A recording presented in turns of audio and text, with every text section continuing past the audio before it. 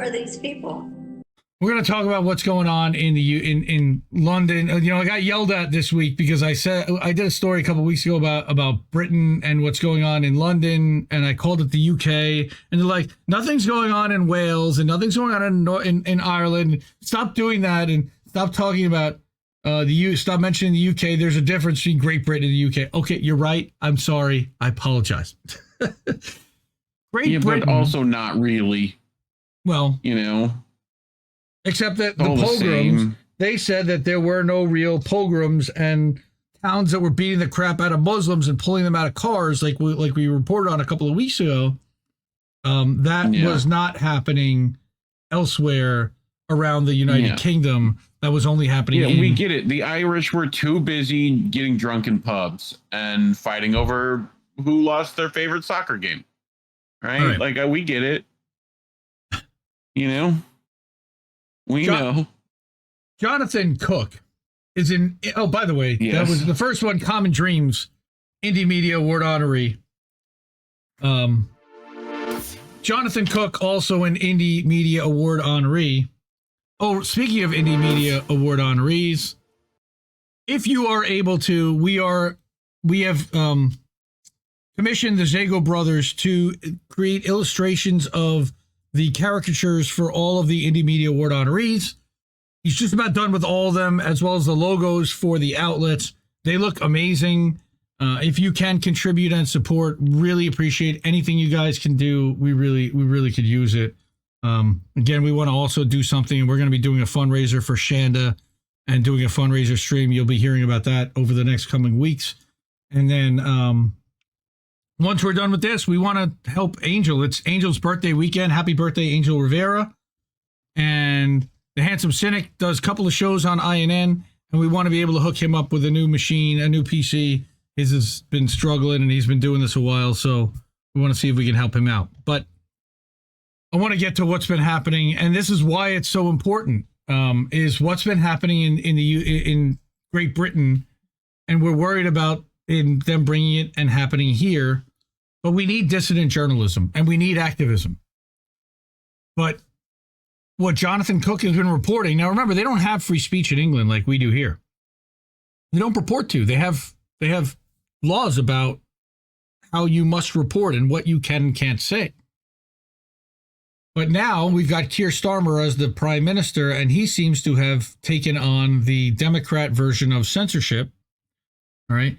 His purges of labor have mutated into the arrest of Palestine supporters. And this is where we've got, of course, Sarah Wilkinson, very famously, I think, was that Friday morning I woke up to see that she was arrested in her home. Yeah. Like brutally. And then they took, we'll talk about what they did to her.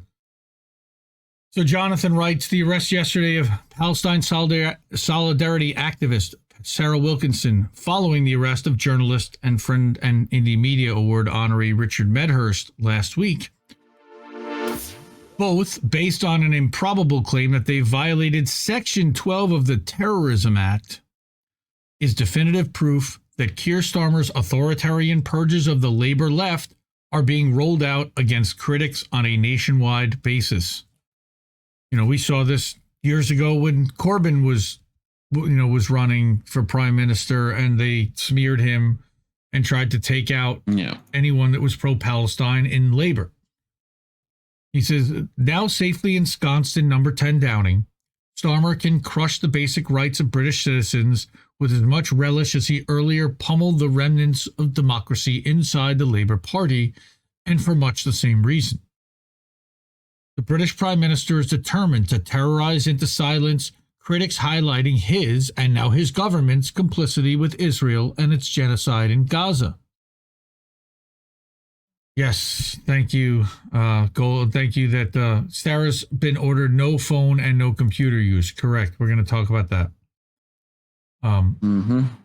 Starmer would rather dramatically expand the scope of already draconian counterterrorism laws than act against the wishes of the United States, either by stopping arms sales to a fascist Israeli government led by Benjamin Netanyahu, or by joining South Africa's case against Israel at the ICJ.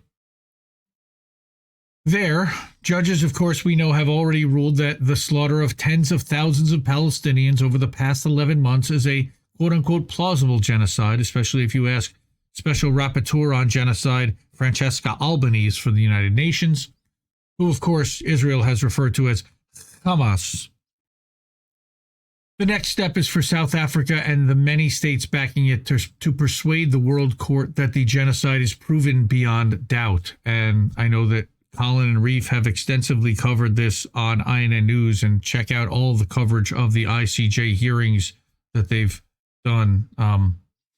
Yeah, I think the thing with that now is like using that to pressure other countries, like, because you don't necessarily have power over Israel, but you have power over other people within the Hague's jurisdiction that you can like pressure. If they are then sending arms, whatever, they are then complicit in it. So, you know, we're already seeing steps in that regard.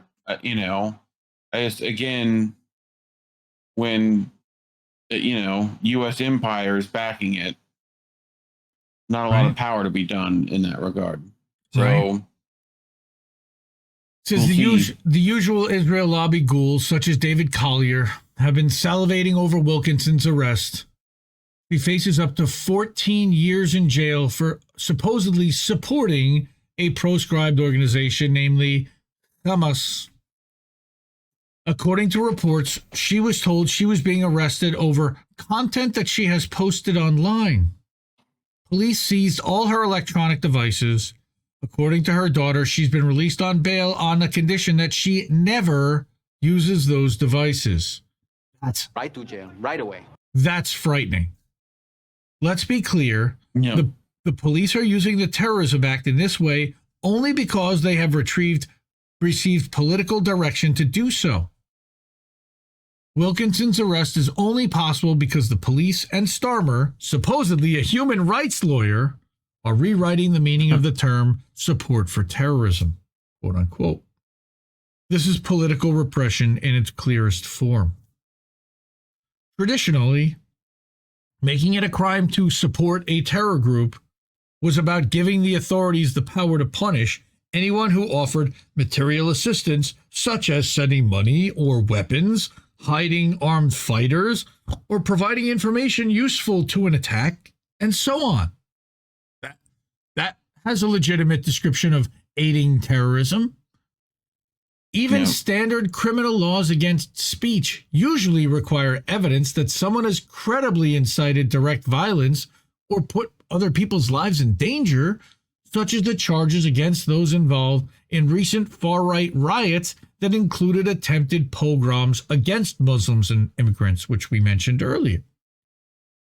This is entirely different from criminalizing as support for terror, quote unquote, any positive assertion about something done by a proscribed organization, all the more so if we remember that Hamas has not just a military wing, but also a political section and a welfare arm. So the need for careful distinctions should be obvious. Would praising Hamas leaders, even its military leaders, for agreeing to sit down in peace talks amount to support for a terror organization? Should it lead to arrest and jail time? It was never a crime to support Sinn Féin, which is the political wing of the IRA, in the sense of having complimentary things to say about its longtime leader, Jerry Adams, or backing its political positions. Yeah. It wasn't even illegal to support actual IRA terrorists, quote unquote. What? Back in the early 80s, many criticized the Ulster authorities and the British government of Margaret Thatcher for their barbaric treatment of IRA prisoners. It was not an arrestable offense, for example, to support the hunger strike of the IRA's Bobby Sands that led to his death in the Maze prison. The Jewish News sets out apparent grounds for the raid on Wilkinson's home by a dozen or so police officers, again, a peace activist, and the decision to arrest and investigate her on terrorism charges. Those reasons, if they are right, should send a terrifying chill down all our spines. That doubtless was Starmer's intent. This is a warning shot to all of us. Number one, according to the Jewish News, Wilkinson violated Section 12 by describing Hamas's airborne assault into Israel on October 7th as an incredible infiltration, which it clearly was. By any measure, it was an infiltration, and my dictionary as one of the main definitions of incredible, difficult to believe, or extraordinary in the sense of very far from ordinary. Even if she thought it was a good thing, which she didn't say it was, again, that is not something that is a jailable offense or a terror, would be even sympathizing or aligning with what they consider, whatever. Seeing Hamas use hang gliders to get past one of the most sophisticated military structures ever built to imprison millions of people is the very definition of incredible. It was indeed hard to believe Hamas managed technically to do what it did that day. Even were the police to ignore this established meaning of the word and instead assume that great or wonderful was intended as a description of Hamas breaking out from the cage in which the people of Gaza had been imprisoned for decades and deprived the essentials of life for 17 years, that would hardly constitute a crime, let alone support for terrorism. I mean, and again, this is what they're trying to pass here with the anti-BDS laws, what they're trying to now do on college campuses by smearing anyone that supports the Palestinian people or wants to see Israel end its ethnic cleansing and genocide as a terrorist or a Hamas supporter or, a terrorist sympathizer. This is what, this is like red baiting from the 50s. This is very similar in practice, as is well established in international law. And again, this is from Jonathan K. Cook, Indie Media Award honoree. He's over on Substack. He's also at jonathancook.net. Oh, that didn't go through. This one? Yeah, that one. All right. But as is well established in international law, occupied people such as the Palestinians have a right to resist an army that occupies their territory, including through the use of violence, like it or not. Just ask Starmer about that right in relation to the people of Ukraine. Further, even as the Jewish News has to quietly concede, Wilkinson wrote her tweet on October 7th. That is the very day Hamas's attack happened.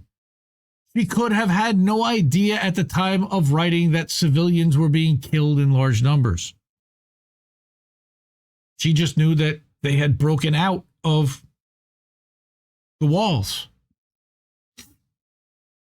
Now, what he says here, and he puts this in a big parentheses for the podcast audience, the extent of Hamas's atrocities against civilians on October 7th is far more disputed than the Western media cares to admit.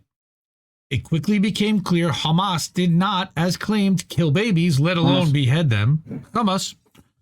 No substantive evidence has been produced so far to show that there were rapes that day, let alone the use of rape as a systematic policy, as Israel and its supporters, of course, allege, including the former CEO of Facebook, Sheryl Sandberg, that had an atrocity porn video made. All right. He says, some Israeli civilians we now know were killed by Israel's own security forces when the so-called Hannibal Protocol was invoked. Again, see INN News for extensive coverage about that. And other Israeli civilians may have been targeted by some of the armed groups and individuals not allied to Hamas that poured out of Gaza through breaches created in the electronic fence around the enclave. That's all in the parentheses added by Jonathan about October 7th and the day. He says, but even if we assume that both Wilkinson knew civilians had been killed that day, which we don't, and in large numbers, which we don't, and that her use of incredible was meant to signal her approval of the killings, which we don't, it should not constitute a crime to note the extraordinary military feat of breaking out of Gaza. No one should be locked up for being impressed by violence. If we wanted to make that some sort of principle, we would have to go around. If that was the case, right? That's what he says. All those UK people shouting out Leon Edwards for boom headshot dead. They'd have some trouble, wouldn't they? Just a little bit, yes, sir. All those Patty Pimbleton fans, all those, Well, he says if we wanted to make that some Michael sort of Bisping. principle, we would have to go around arresting large numbers of Zionist Jews. Who's the guy, Michael, what's his name, that walks around with the Israel flag on UFC? All right. Oh, yeah, I forget his name, but yeah, he's one of the Brazilian guys. Right, but arresting large number of Zionist Jews and non-Jews in Britain who've been keen to voice their enthusiasm for Israel's months of slaughter in Gaza. So, again, double standard. It's okay to say that you're okay with Israel, quote unquote, defending its borders. Ridiculous. They don't have. It's all within their own borders, not defending themselves. They're imprisoning these people, and it was a prison break. Now, she says, Jonathan also writes, the Jewish News also cites Wilkinson's praise for Ismail Haniyeh, head of Hamas's political bureau, shortly after he was assassinated by Israel in Tehran. Forget about the fact that Israel assassinated him. She referred to him as a hero. All right. As context, let us note that before his murder, Haniyeh was widely viewed as a moderate, even in Hamas's political wing. Living in exile from Gaza, he appears to have no foreknowledge of the October 7th attack. He was one of the main players in efforts to end the bloodletting in Gaza and bring about a ceasefire through negotiations with Israel. So naturally, Israel killed him. And that's okay to celebrate if you're in the UK. But if you defend and you question that, you're apparently now going to be arrested, or you could be. Killing Haniyeh was... Go ahead. I'll tell you my theory. So, do you know of a little policy in, I guess, Great Britain? Want to get that correct. Make sure it's Great Britain, not the UK, although it also might be UK-based, but called Phantom Parrot. Are you aware of this? No. So, a Phantom Parrot, which there's a whole INN, segment on it that you can go look up, called Phantom Parrot, that I know not many people have you watched because the views are very low on that. We see the numbers. But it's essentially with this terrorism code, which they can pretty much, it is at the bailiffs, discretion. They get to just decide whether you're a terrorist or not. Phantom Parrot, essentially, you are forced to give up your phone, your laptop, your whatever, and they will create a phantom copy of everything on those devices. Every connection you have, every photo saved, every file, everything. They just literally copy it and then hand you your devices back. Nice. Right? So I'm betting that between Richie's and this woman's, that is the intended purpose, to get whatever information on their technology they can. Yeah. So I would assume that it's information gathering, less persecuting, but they'll do that too. So again, killing Haniyeh was intended by Netanyahu to bolster the hardliners in Hamas's military and political wings. By sabotaging hopes of a ceasefire, Israel's government has been able to continue its genocide, of course. It is no more unreasonable to view Haniyeh as a hero for conducting a political struggle to free the people of Gaza from what the World Court has decried as an illegal occupation and a system of brutal Israeli apartheid than it was to view Sinn Féin's Jerry Adams as a hero for his political struggle to free Northern Ireland's Catholic community from the oppressive rule of Britain and Ulster loyalists. Yeah. You may disagree with Hanye or Adams' politics. You may denounce anyone who supports their positions, but you should most certainly not be in a position to lock such supporters away. Not if we want to continue believing we live in a free society. Adams spent many years as an elected member of the British Parliament, though he refused to take up his seat in Westminster in protest. No one ever seriously suggested those who supported him, either by calling him a hero or voting for him in elections, should be arrested and jailed. Anyone who had done so would rightly have been called out as monstrously authoritarian and deeply anti-democratic, which is what a lot of these people actually are. Now, he says, finally, the Jewish News suggests that Sarah Wilkinson made historic online posts, some 8 years ago, amounting to Holocaust denial. Wilkinson apparently disputes this and has argued that the allegations were a smear campaign, which we know that the ADL loves doing that. But even if we assume the worst, that she did actually cast doubt on the Holocaust rather than being smeared as having done so, that should not be a matter for the terrorism police. Having irrational, unfounded, or immoral views are not the equivalent of support for terrorism, not even close. Yeah. Let us remember, too, that even if Britain's terrorism laws are going to be enforced so expansively, the first person who should be arrested for supporting terrorism is Starmer himself.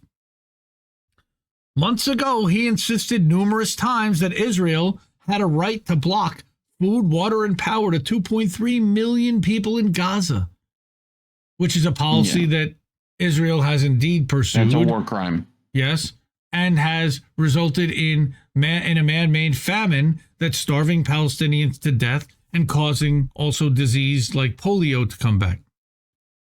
The ICC's prosecutor is seeking Netanyahu's arrest for that starvation policy because it is a crime against humanity. And I don't even want to watch him say so because it's just disgusting. But you can watch that. Yeah.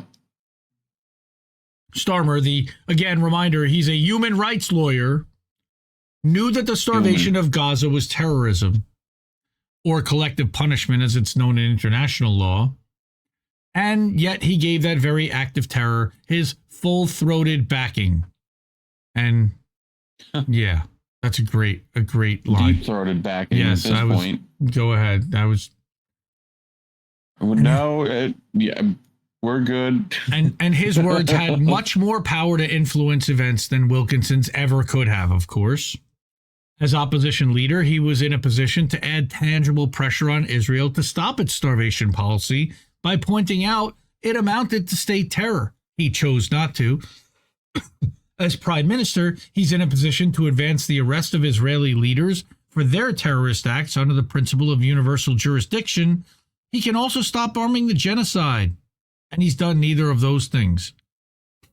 If we had a functioning system of international law, Starmer would undoubtedly be at serious risk of ending up in the dock of The Hague himself, accused of complicity in war crimes, as would the entire U.S. Congress, as would the U.S. president, and our military leaders, and a lot of other people.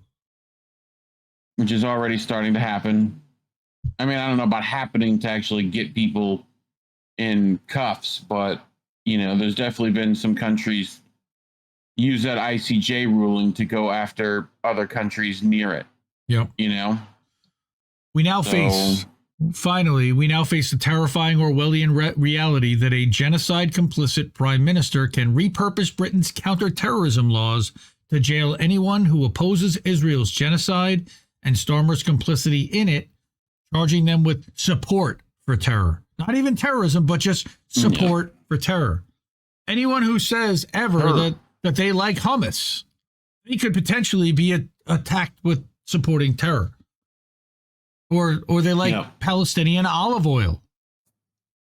You got a watermelon flag up. Or watermelon, exactly. Starmer wants to be judge, jury, and executioner, and we must not let him get away with it. You have a red triangle in your name on Twitter, or Yeah. And again, Any of the above. that could happen anywhere like here. Stories like this, as Reef likes to say, is why we are demonetized on YouTube. We just got hit again for some kind of a medical thing last night, talking about the thing about polio and Israel. Polio, the WHO vaccine stuff with Gaza kids, which like they'll get you a 3-day pause in the slaughter for that. So, yep, just gross. Yep. So again, put that up. These amazing people, including a lot of them, are in chat. We did get 2 new subscribers to IndieMediaToday.com Substack this week, paid subscribers. So thank you, Judge Sturdy and Ben Aiken. Thank you so much, Ben Aiken, over across the pond in London, and that's really cool to get some support from Britain as well. Not done. Yep. Deborah, wow. Deborah blew us away on Patreon with a subscription last week, too. Thank you. Jonathan Henrik was gave during boats last week. Thank you so much for that. So, again, it's coming through, and you guys are coming through for us, and we really appreciate all that you're doing to support independent media, because where else are you hearing stories like that? I mean, a lot of independents are talking about the censorship that's happening and the crackdowns in the UK, but nobody on corporate media, at least from that kind of a framing, they're all perfectly happy to smear these people as terrorist sympathizers and as going along with that narrative. Turn on MSNBC and God forbid what you hear about they're saying about the UK. It's all just fear mongering and ridiculousness.